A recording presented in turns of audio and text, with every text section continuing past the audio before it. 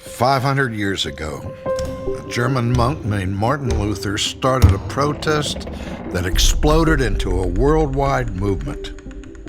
At that time, Europe lived in the shadow of the Roman Catholic Church, and that was more like an empire than a church. It crowned and cast down kings and used its dominance to keep people in the darkness of superstition. That sounds pretty unfamiliar, but in some ways, Luther's day was very much like our own. Just like today, everyone had an opinion about the Bible, even though almost no one actually read it.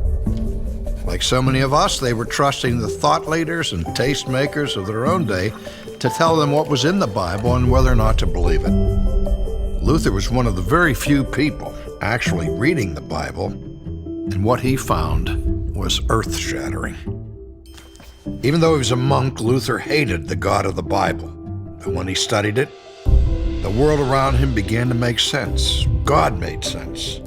The significance of Jesus became clear to him.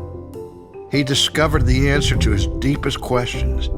How could evil be overcome? Specifically, how could his own evil, his own sin, be dealt with? Luther discovered that he couldn't do anything to fix this problem himself. He had to rely on the finished work of Christ alone. Luther had discovered a central truth. It changed his life, and it changed the world.